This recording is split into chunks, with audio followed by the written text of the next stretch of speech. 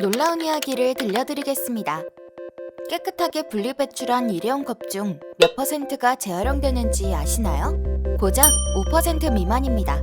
그럼 우리가 노력을 들여서 분리배출한 플라스틱 컵 쓰레기 어디로 갈까요?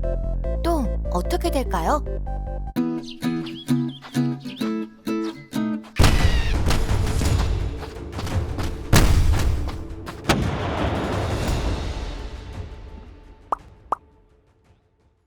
우리가 흔하게 버리는 플라스틱 쓰레기. 같은 플라스틱에 넣으니까 함께 재활용된다고 생각하기 쉽지만 아닙니다. 일부 소재는 열을 가하면 인체에 유해한 독성 물질이 발생하기 때문에 분류를 잘해야만 하죠.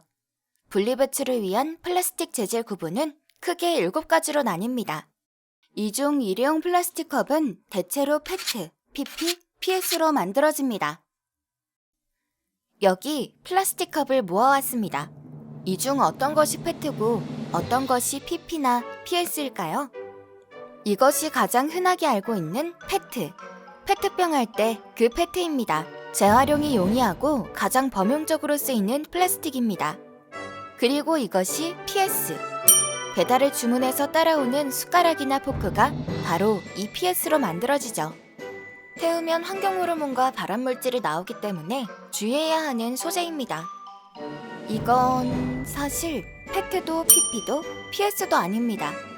PLA, 생분해성 플라스틱입니다. 미생물에 의해 분해가 되는 썩는 플라스틱이기 때문에 일반 쓰레기로 배출해야 합니다. 그리고 마지막으로 이것이 PP입니다. 이렇게 컵 모양으로는 판단할 수 없기 때문에 컵 하단에 작게 소재명이 표시되어 있습니다. 하지만 표시가 너무 작고 투명해서 알아보기 힘들죠. 컨베이어 벨트에 이런 컵들이 무수히 내려올 텐데 그곳에서 분류 작업자들이 모든 컵을 일일이 확인하는 것은 사실상 불가능합니다. 해결책은 결국 소재 단일화입니다. 일회용 플라스틱 컵 제조업체의 연간 생산량 9,250만여 개 중 페트 재질이 가장 많은 것으로 조사되었습니다. 재활용 업체에서 재활용되는 재질도 페트가 60%로 눈에 띄게 높았죠. 재활용 시스템을 관리 감독하는 한국순환자원유통지원센터에서는 이러한 점 때문에 일회용 컵을 페트로 통일해야 한다고 이야기한 바 있습니다. 그리고 여기에 딱 맞는 좋은 소식! 올 9월 환경부에서 내년 2월부터 카페에서 사용하는 일회용 플라스틱 컵의 재질을 페트로 단일화하겠다고 선언했습니다. 바라던 대로 재질 통일이 이루어진 것이죠.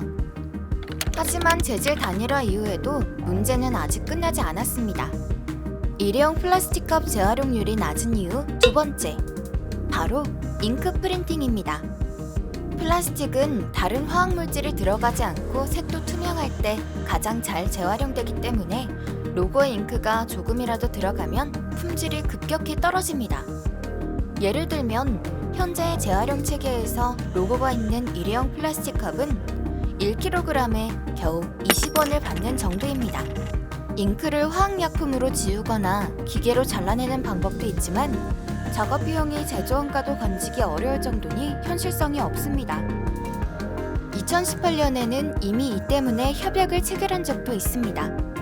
환경부와 16곳의 카페 브랜드가 인쇄된 컵 사용을 자제하자는 자발적 협약을 맺었거든요.